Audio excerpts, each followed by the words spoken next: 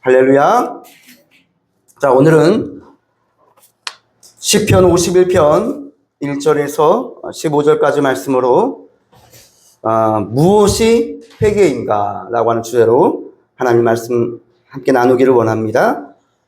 먼저 지난 3월 22일에 경상북도 의성군에서 시작된 산불로 인해서 인명피해와 이재민 그리고 막대한 재산 피해가 발생했습니다.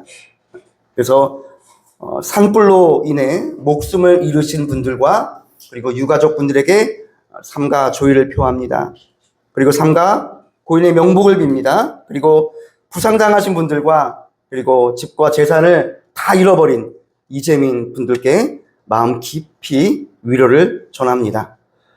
지금 우리는 사순절의 기간을 보내고 있습니다. 저는 지난주에 베드로의 기적을 통해서 무엇이 기적인가에 대해서 은혜를 나누었습니다. 무엇이 기적이었나. 기적이라고 하는 건 베드로가 예수님의 말씀을 의지해서 깊은 데로 가서 그물을 내는 결과 그물이 찢어질 정도로 고기를 많이 잡고 두 배에 채우고도 남을 만큼 고기를 많이 잡았습니다. 근데 이 베드로는 그 물고기가 보이는 것이 아니라 자기 자신의 죄인된, 죄악된 그런 모습이 보였다고 그랬습니다.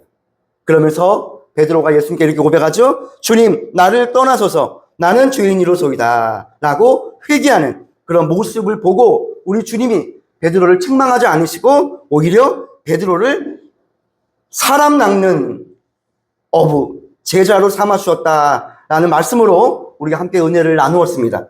여러분 다 기억하실 것입니다. 자, 그럼 오늘은 여러분, 오늘 주제는 회개입니다. 회개. 여러분, 기독교는요, 변화의 종교입니다. 변화의 종교. 사람이 안 변한다라는 말들을 많이 하거든요. 사람은 절대 안 변해. 근데 여러분, 그렇지 않습니다. 여러분, 이 기독교 역사를 보면 주님을 만나서 인생이 변화된 인물들이 얼마나 많은지 모릅니다. 사람이 변화가 되는 거거든요. 그러니까 전에는 술주정뱅이였고, 전에는 정말 그런 악독한 일만 해갔던 사람이 어느 날 교회 나와서 예배 중에 성령님이 임재하심으로 거기서 거기서 변화가 일어나거든요. 근데 여러분, 그 변화의 출발점은 바로 이 회개라고 하는 거예요. 회개. 그래서 여러분, 이 회개라고 하는 것은요, 신앙의 다이아몬드라고 합니다. 다이아몬드. 여러분, 회개는 신앙의 다이아몬드예요. 여러분, 혹시 다이아몬드 직접 보신 분 계십니까? 다이아몬드. 여러분, 다이아몬드를 아마 보셨을 거예요. 여러분, 다이아몬드는 눈이 부시잖아요. 반짝반짝이잖아요, 여러분. 이 빛이 반사해서 여러 각도로 반사하는 거거든요. 여러분, 신앙의 다이아몬드를 이 회개라고도 말을 해요. 왜냐하면 이 영혼이요, 회개해야, 자, 회개한 영혼이 하나님의 빛을 받아서 사람들에게 밝히는 거거든요. 근데 여러분, 그러기 위해서는 반드시 전제 조건이 뭐냐면 회개의 역사가 일어나야 됩니다. 회개. 여러분, 그런 의미에서 우리 한번 옆에 분을 바라보고 오늘 회개가 터지기를 축복합니다. 시작. 네. 자, 그런 의미에서 스마트폰은 진동으로 해주세요. 오늘 주제는 여러분 회개예요. 회개. 엄청 중요한 주제입니다. 여러분, 회개는 영어로 말하면 repentance라고 하거든요. 근데 여러분, 이 회개와 비슷한 단어가 있어요. 바로 뉘우침이에요. 뉘우침이라는 단어. 자, 회개와 뉘우침은 언뜻 보기에는 비슷해 보여요.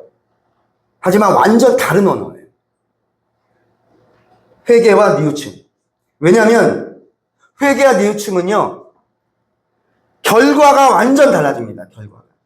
자, 우리말 사전에 제가 뉘우침에 대해서 한번 찾아봤습니다. 자, 뉘우침을 이렇게 정의 내리고 있어요.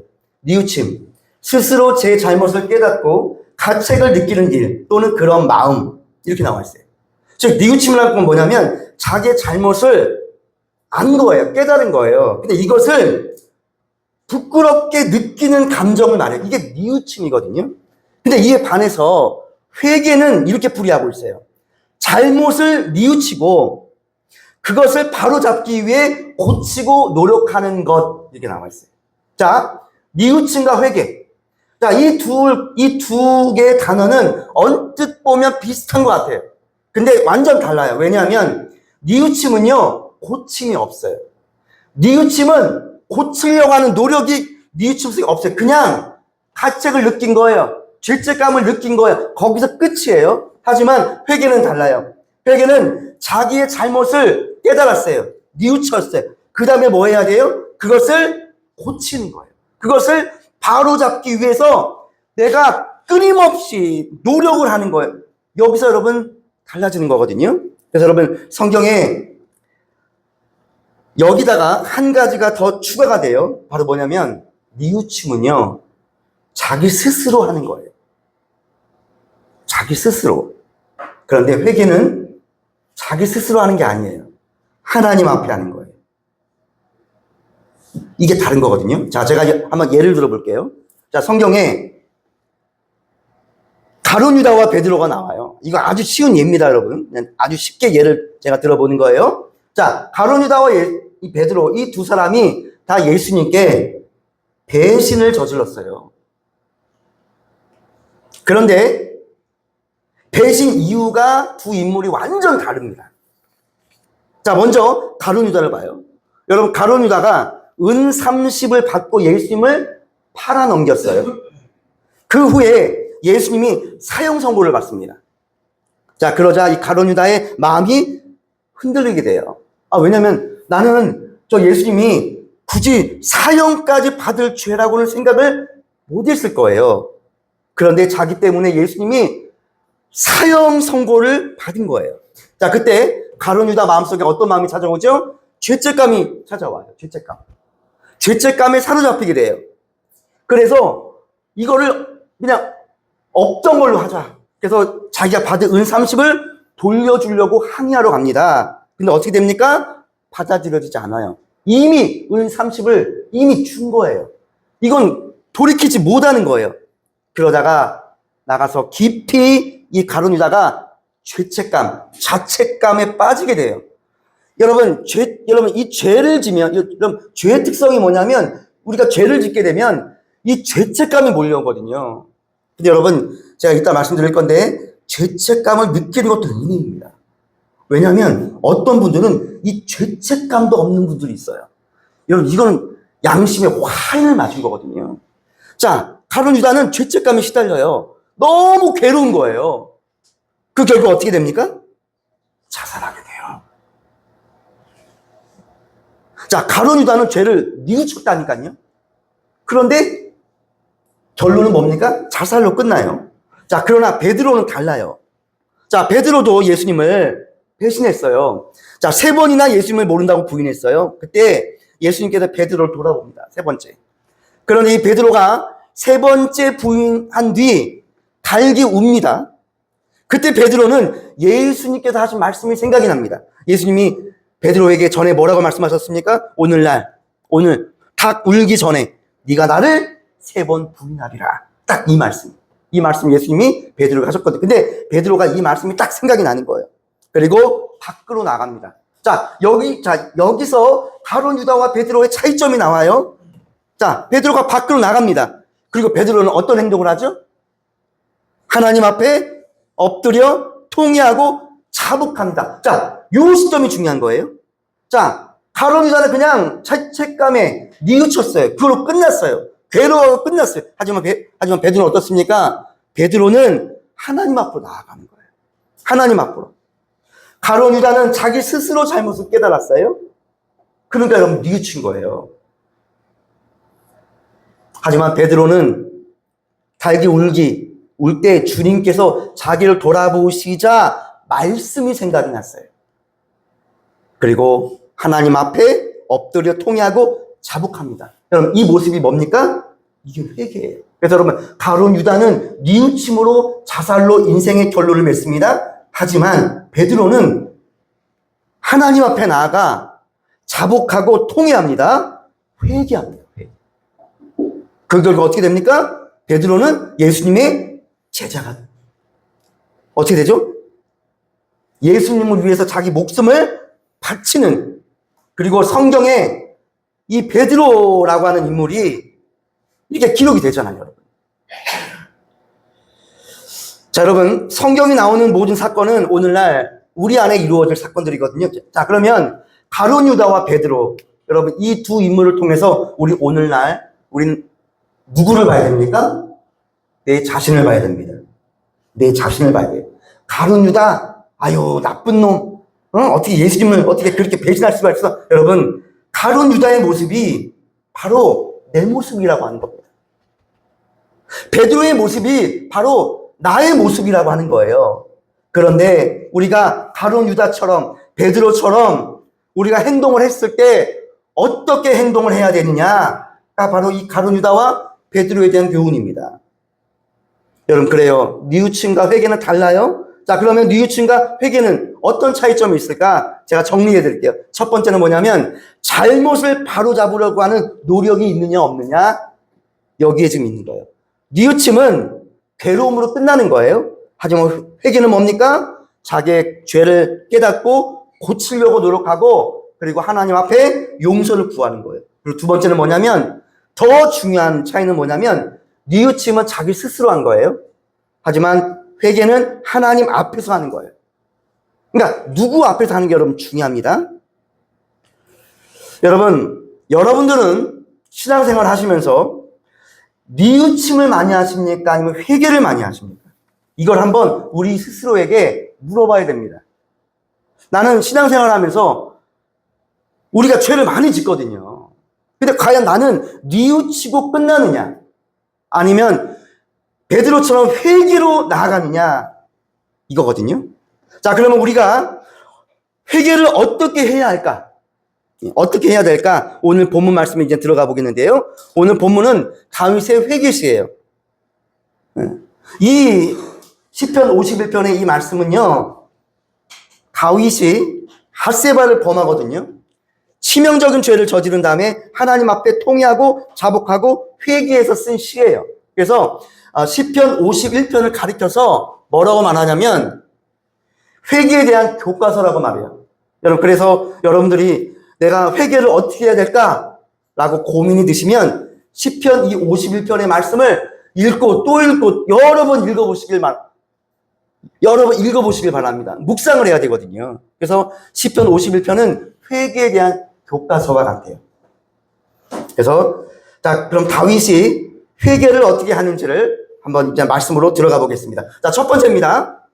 자, 회개는 어떻게 해야 되느냐? 자, 첫 번째 말씀 크게 한번 따라해 보실래요? 죄를 알고 고백합시다. 네, 이것이 회개의 첫 번째예요.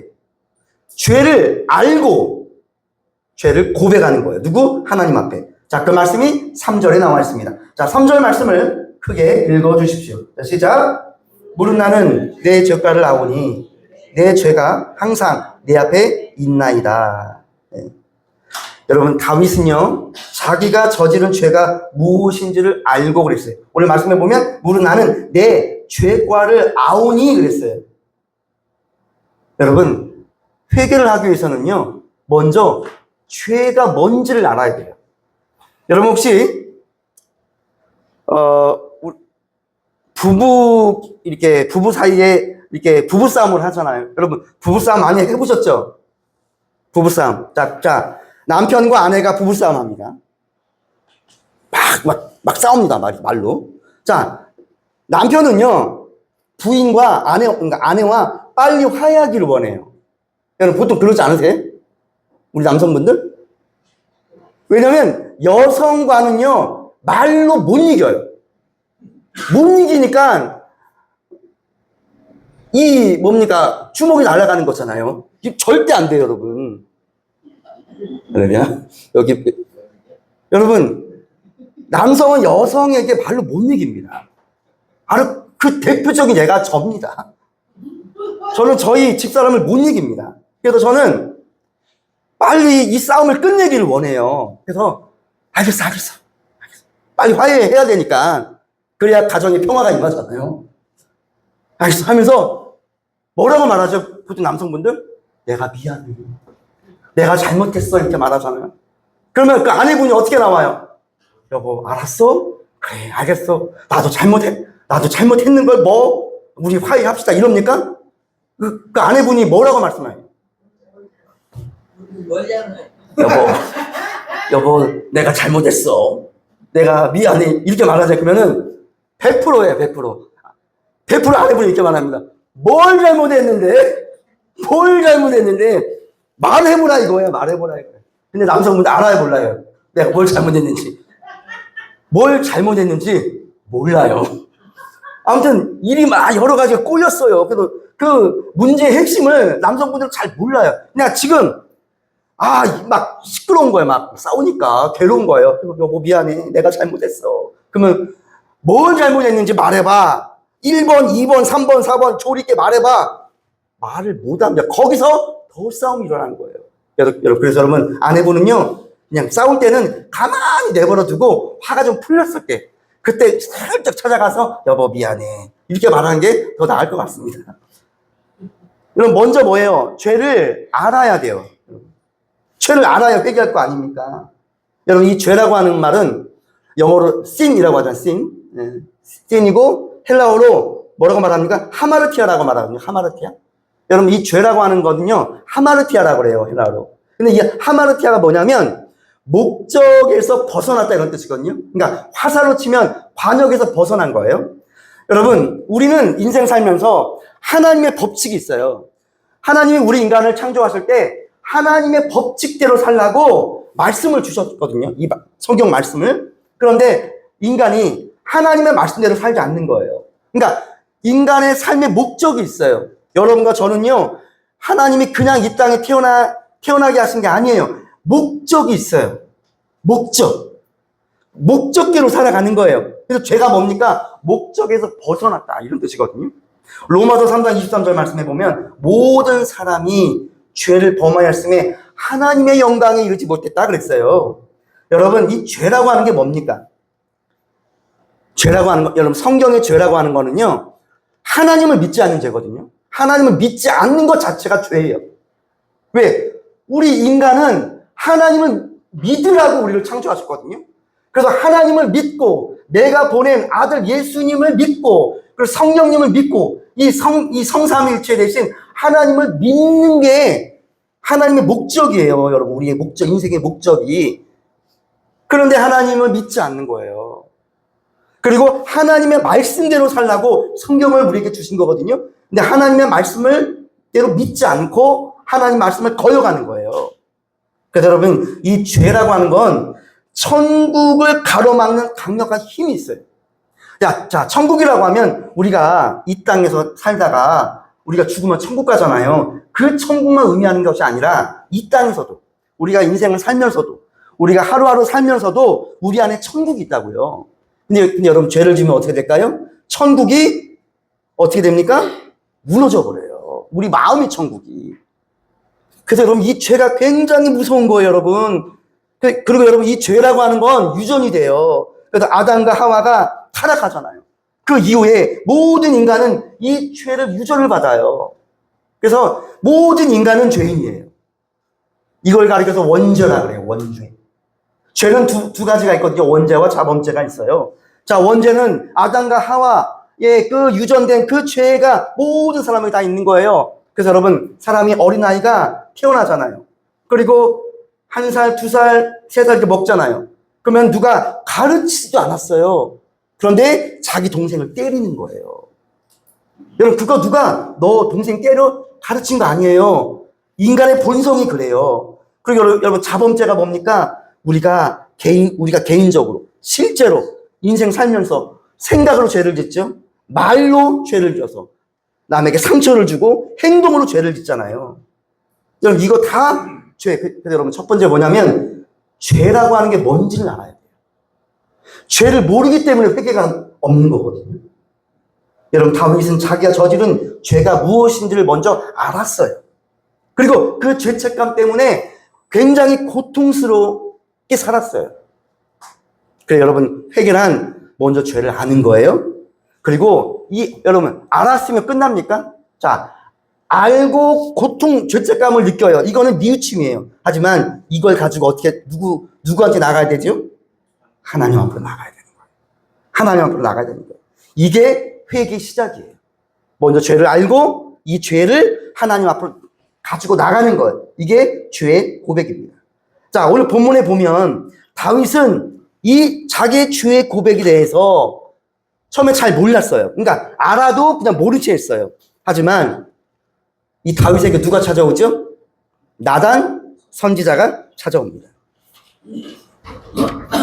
그리고 말씀으로 다윗이 저지른 죄를 책망하시는 거예요. 그 말씀을 듣고서야 다윗이 자신의 죄를 인정을 하게 됩니다. 자, 사무엘하 12장 13절. 찾아보면 시간 많이 걸립니다. 제가 읽어드릴게요. 자, 내가 여호와께 죄를 범하였노라 이렇게 말씀합니다. 나단 선지자가 다윗에게 찾아와서 그 죄를 드러나게 하는 거예요. 그때 이 다윗이 뭐라고 말해요? 내가 여호와께 죄를 범하였노라. 여러분 여기서 주목해 봐야 게 있어요. 여러분 다윗이 죄를 범한 건 누구죠? 밧세바와 그리고 그 남편 우리아예요. 그런데 내가 여호와께 죄를 범했대요.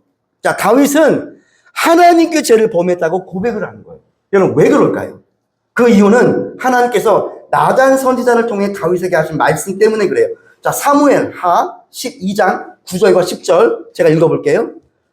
그러한데 어찌하여 내가 여호와의 말씀을 업신여기고 나 보기에 악을 행하였냐? 내가 칼로 햇사람 우리아를 치되 암몬 자손의 칼로 죽이고 그의 아내를 빼앗아 내 아내로 삼았도다. 이제 내가 나를 업신여기고 햇사람 우리아의 아내를 빼앗아 내 아내로 삼았은지 그랬거든요. 자, 우선 하나님께서 다윗이 누구의 말씀을 업신여겼다는 거예요? 하나님의 말씀을 업신여겼다는 거예요. 하나님의 말씀. 여러분 10계명 여러분 다 아시죠? 10계명. 여러분 10계명 중에 제 7계명이 뭔지 아세요? 간음하지 말라 이런 말씀. 간음하지 말아라. 왜냐하면 다윗이 우리아의 아내잖아요. 우리아의 아내 밧세바를 범하잖아요. 이 간음이거든요. 하나님께 주신 말씀이에요. 여러분 그런데 여러분 이 10계명을 보면 쭉 나오잖아요. 근데 여러분 이 10계명을 보면 아내 말씀과 밖의 말씀으로 나눠져요. 아내 말씀이 있고 밖의 말씀이 있어요. 간음이에요, 여러분. 간음. 여러분 이것은 뭡니까? 이거는 내 배우자 이외에 다른 사람을 범하는 거거든요. 이게 간음이잖아요. 근데 여러분 아내의 뜻은 무엇입니까? 하나님과 나와의 관계에 간음만 하는 거예요. 자, 여러분 우리는 그러니까 예수님은 신랑 되시고 우리는 신부예요. 그래서 여러분 성경은 신랑 되신 예수님 그리고 신부 되신 우리가 주님을 만나는 이야기잖아요. 근데 여기에 간음이라 간음. 이건 뭡니까? 신랑 되신 예수님만을 우리가 믿고 그분과 결혼해야 돼요. 하지만 우리는 그분을 이렇게 우리가 그분과 이렇게 더 사랑하지 않고 세상을 더 사랑하는 것. 우리가 우상숭배하잖아요, 여러분. 우상숭배. 하나님을 더 사랑하는 거 있잖아요. 이것을 우상숭배라고 하잖아요. 그게 간음이다. 이렇게 말합니다.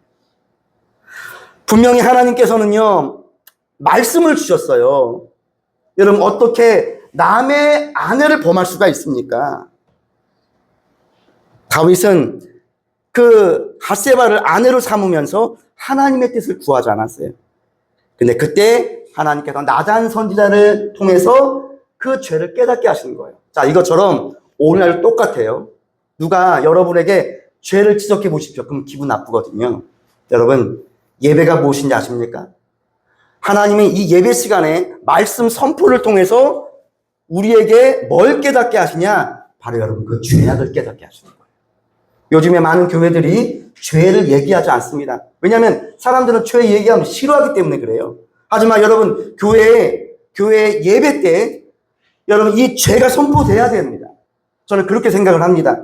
죄가 선포가 될 때 그 말씀을 듣고 하나님의 말씀으로 믿고 내 자신이 얼마나 큰 죄인인지를 아는 거예요. 깨닫는 거예요. 그래야 회개하기 시작을 합니다. 창세기 39장 9절 말씀을 보면 요셉이 자기를 유혹하는 주인 보디발의 아내에게 이렇게 아내가 유혹하는 그런 모습이 나와요.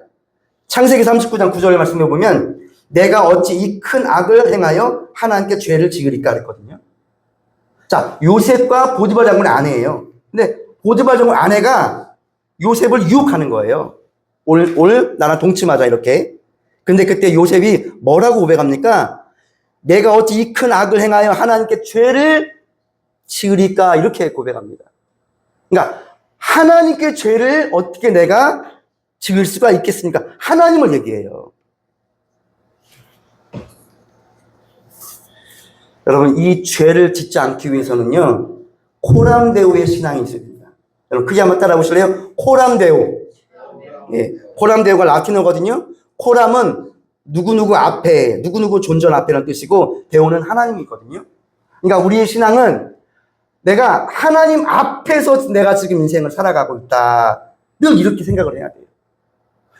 하나님이 나를 보고 계신다. 이렇게.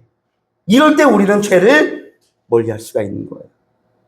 그리고 우리가 죄를 지면 하나님께 들으시는 기도를 드릴 수가 없고 하나님께 받으시는 예배를 드릴 수가 없어요. 그래서 여러분 죄를 많이 짓잖아요. 그럼 교회로 가는 발걸음이 무거워지고 이 교회 가기가 힘들어져요. 그래서 여러분 이 죄가 무서운 거예요. 그래서 먼저 죄라고 하는 건 내가 죄를 알아야 돼요. 그리고 죄를 하나님 앞으로 나아가서 고백하는 거예요. 여러분 그리고 또 한 가지 있어요. 이거 아주 중요한 부분인데 내가 죄를 범한 그 사람이 있잖아요, 여러분. 피해자라고 제가 말씀드릴게요. 피해자. 자, 나로 인해 내가 누군가에게 내가 죄를 범했어요. 그러면 그 사람이 피해자잖아요, 피해자. 그리고 그 사람은 나로 인해서 상처를 받고 괴로워하고 있을 거예요. 근데 여러분 어떻게 될까? 내가 하나님 앞에 그냥 회개만 하고 끝나면 될까요? 아니라고 하는 거예요. 여러분 그 피해자에게도 회개해야 돼요. 그 피해자에게도 찾아가서 그 마음을 치료를 해줘야 돼요. 2007년도 개봉한 미량이라고 하는 영화 있어요. 미량. 혹시 여러분 미량이라고 하는 영화 혹시 보신 분 계세요? 미량. 자, 이 미량이라고 하는 영화가 한때 굉장히 논란이었어요. 이창동 감독의 작품이고 주연이 누구였냐면 전도연 그리고 송강호가 나오는 영화였어요. 근데 그 영화를 보면 전도연의 연기가 아주 독보적이에요. 근데 그 영화를 보면 이런 장면이 나와요. 유괴범이 있어요. 유괴범이 전도연의 아이를 유괴를 해가요. 그리고 그 아이를 죽입니다. 그러니까 이 전도연이 이제는 미치는 거예요. 자기 아이를 잃었잖아요. 유괴범한테. 그리고 그 유괴범은 이제는 결국에 이제는 교도소 가죠. 근데 너무 힘들어요. 근데 어떤 분이 전도연을 교회로 인도합니다. 그러니까 전도합니다. 그리고 그 교회 나가서 그 상처된 마음을 위로받고 거기서 치유를 받아요. 그리고 거기서 예수님을 영접하고 신앙의 힘으로 그 아픔을 극복하는 모습이 나옵니다. 그리고 그 전도연은 자신의 아들을 유괴했던 유괴범을 용서하고 복음을 전하고 싶은 마음이 듭니다. 왜? 은혜를 받으니까. 그래서 그 유괴범을 찾아 교도소로 갑니다. 그런데 유괴범은 교도소 안에서 딱 나오는데 어떻게 나오냐? 얼굴이 너무나도 평안한 거예요. 너무 평안한 거예요. 그러면서 이렇게 말합니다.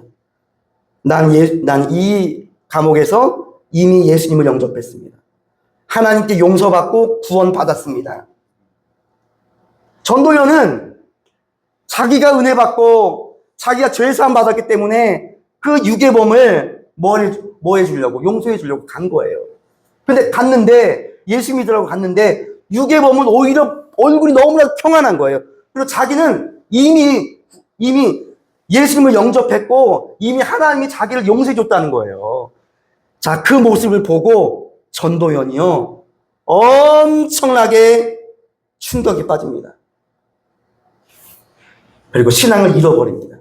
그러면서 이런 대사가 나와요. 내가 용서하지 않았는데 누가 용서해?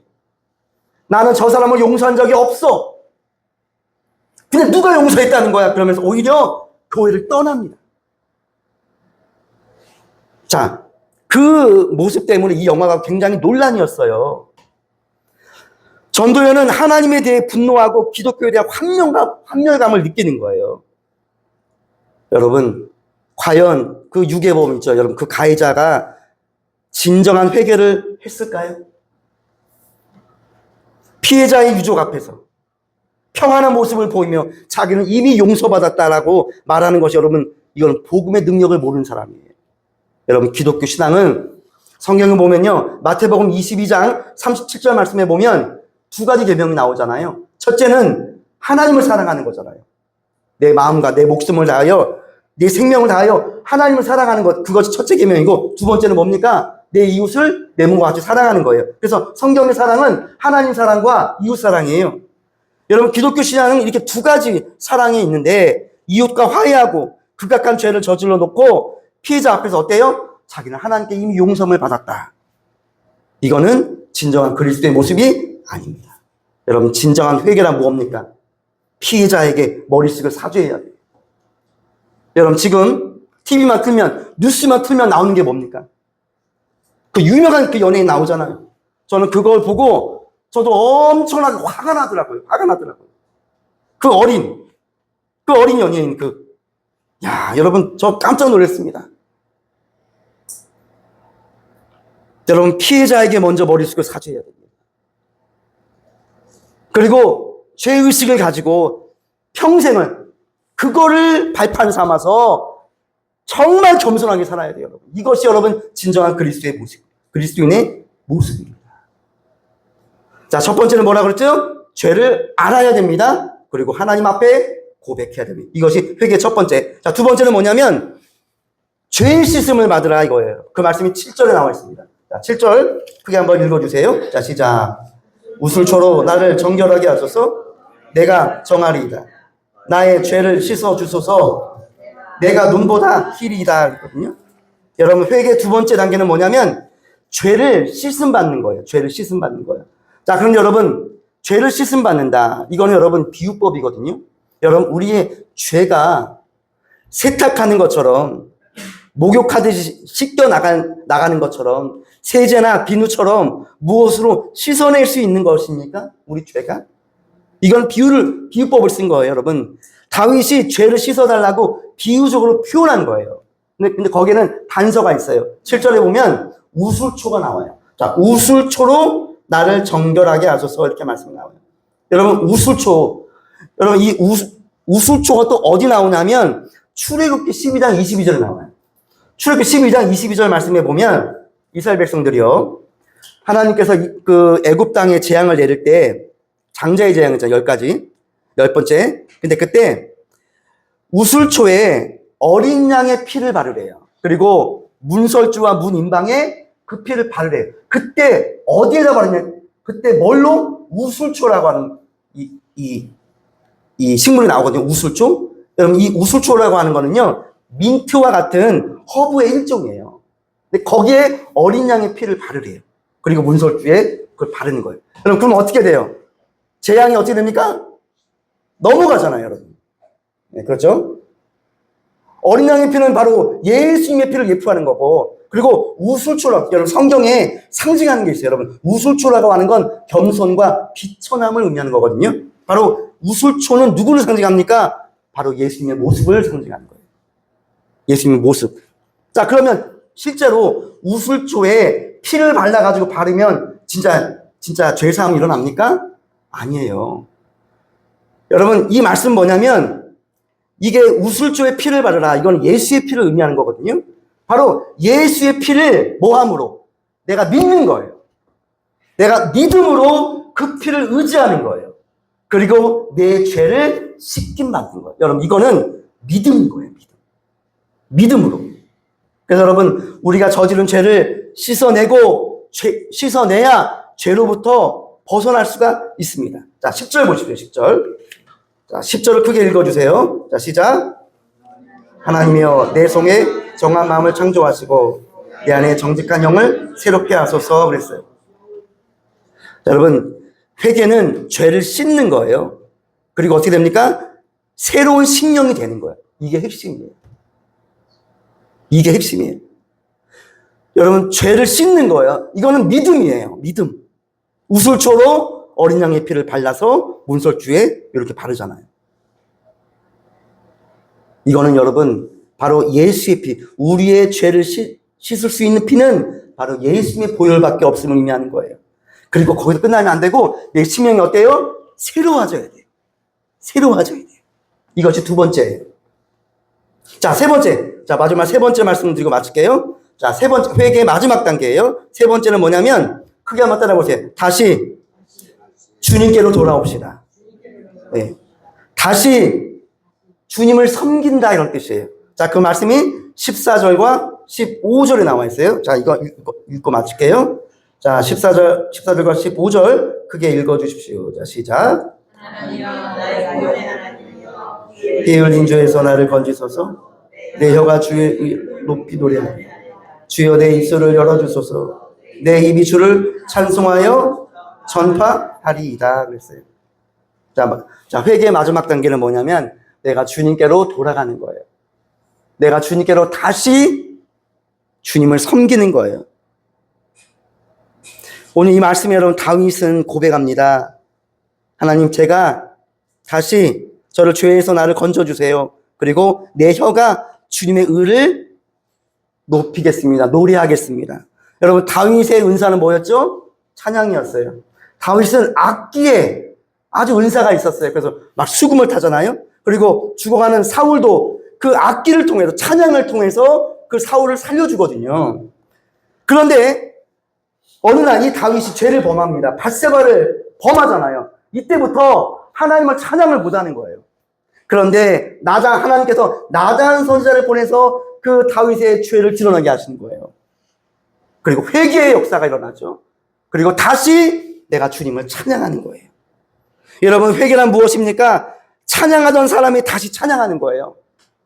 회개란 무엇입니까? 기도했던 사람이 다시 하나님께로 나가 기도하는 거예요. 회개란 무엇입니까? 전도하던 사람이 다시 전도하러 나가는 거예요.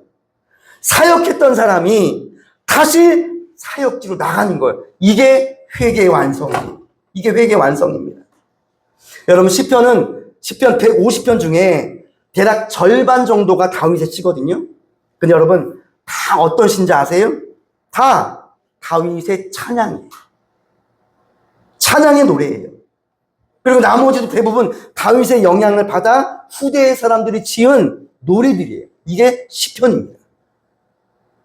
한마디로 다윗을 말할 때 위대한 찬양의 사람이라고 말을 하거든요. 바로 여러분, 이 회개라고 하는 것이 무엇입니까? 바로 내가 다시 주님 앞으로 나아가는 건데, 중요한 건 뭐냐면 우리가 죄를 지면 다시 나아갈 수가 없어요. 이거 마치 뭐와 같냐면 여러분, 지금 산불로, 지금 경북에 지금 산불로 지금 난리잖아요, 여러분. 저희 교회에 우리 승민이가 지금 해병대 갔는데 지금 거기에 지금 투입이 되거든요.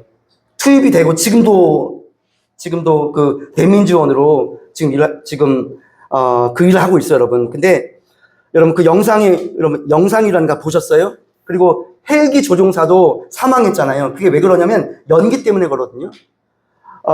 제가 그 뉴스에 어떤 영상을 봤는데 화마 속에 차가 뭉 지나가요, 이렇게. 근데 연기 때문에 앞이 깜깜 보이질 않는 거예요. 그래서 앞차를 부딪힐 뻔했어요. 여러분, 이 죄라고 하는 것이 마치 뭐와 같냐면 화질 속의 연기와 같아요. 앞을 못 보게 만들어요. 여러분, 죄를 지면 우리가 하나님께로 다시 나아갈 수 있는 눈이 가려집니다.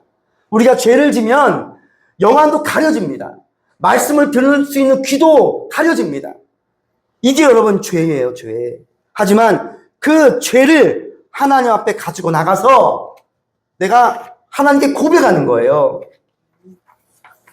고백하고 그 다음에 뭡니까? 그 죄를 바로 우슬초, 예수 그리스도 어린 양의 피로 내가 씻음을 받고 새로운 마음으로 새로운 심령으로 변화되는 거거든요.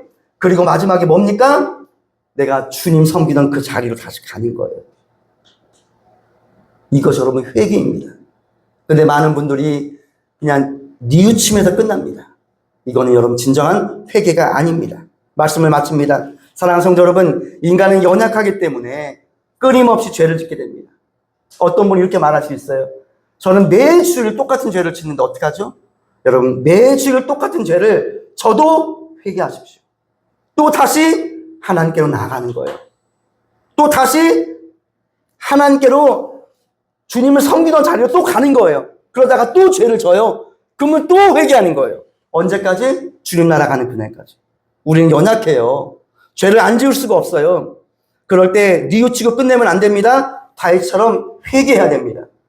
자, 첫 번째, 우선 지은 죄를 깨닫고 주님 앞에 고백하는 것. 그리고 두 번째, 죄 사함 받고 심령이 새로워지는 것. 그리고 세 번째, 다시 열심을 품고 주님을 다시 섬기는 자리로 나아가는 것. 이 세 가지의 은혜가 오늘 우리 모두에게 임하시길 주님의 이름으로 축복합니다.